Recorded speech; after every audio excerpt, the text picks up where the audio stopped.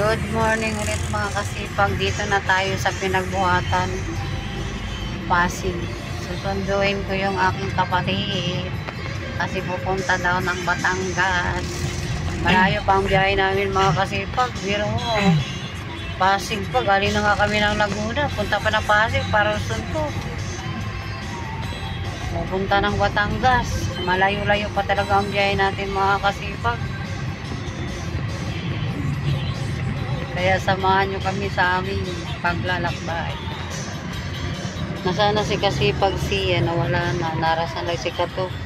Malapit na anak, don't you worry. Oo, may mga ano to. Ito yung, alam nyo mga Kasipag, ito yung lugar na laging traffic araw-araw, lalo na pag Monday to Friday. Super. Kasi marami kasi mga sasakyan dito, mga tricycle, kaya motor. Yan. Kaya dito talagang traffic talaga to. Matagal-tagal din kami dito nakatira sa Pasig mga kasipag. Kaso lang kami nakatira sa San Miguel bago kami napunta ng Laguna. Nakakuha tayo ng bahay sa Laguna eh. Binigyan tayo ni Papa Jesus ng bahay sa Laguna. Kaya doon tayo napadpad. At saka si Papa Per, nalipat kasi yung work nila sa Cavite, kaya nag-decide din siya na kumuha ng bahay sa Laguna.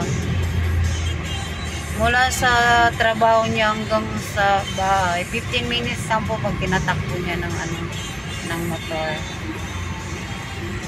Nalad tayo nakakuha ng bahay kahit papano, kahit isa lang ang naghahanap buhay sa atin.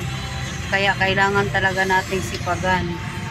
Ito dati napakapangit ang daan nito, rough road to dati mga kasipag. Ngayon maganda na siya, espalto na nilagay nila. Na yung ating mga kapatid na Iglesia ni Cristo Church. Malapit na tayo. Iglesia hindi yung church. Iglesia nga, Iglesia ni Cristo, bahay ni Iglesia ni Cristo. Kapilya, I mean. Payo lang yan ang anak. Yan ang ating mga kapatid na Iglesia ni Cristo, labasan na nila. Napadpad lang tayo ng Pasig kasi susunduin natin aking pinakamamakong kapatid. Nagpapasama sa Batangas kasi yung mga gamit daw niya nasa Batangas na iwan. Ayaw niya nang bumalik sa Batangas magtrabaho.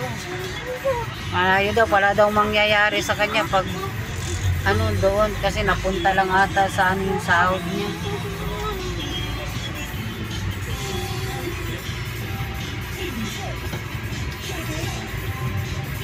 Ito dati araw-araw ko rin itong binalalakbay.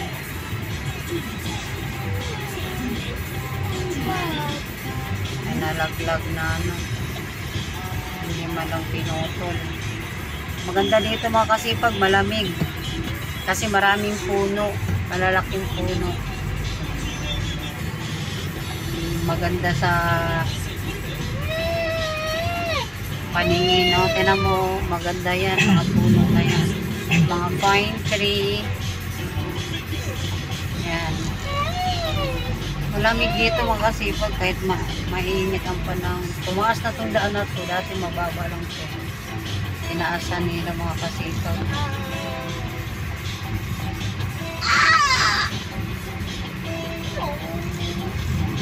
Diba? Pinagbuhatan, barangay Pinagbuhatan. O, hindi pa doon pa.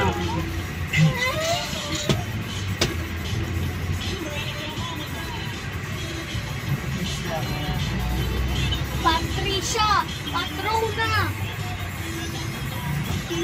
Ewan ko lang mga kapasipag kung binabaha pa tong parte na to.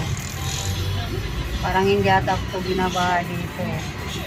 May part dito sa Pasig talaga. Doon sa kapatid ko, konting ulan lang. Dito hindi ba? Dito medyo mataas dito eh. Doon sa kapatid ko, yun na na babaha. Pagunta pa kung one way. Ha? One way nga nakalagay. Ay. Song was brought to you by Pala eh. 10% daily rebate on all tapes with no max limit. At 88, ibang swerte ko. Kaya nga, yun nga yun. Dadaan ka na ng ano. Babay mo na mga kasipag. See you. Salamat sa panunod.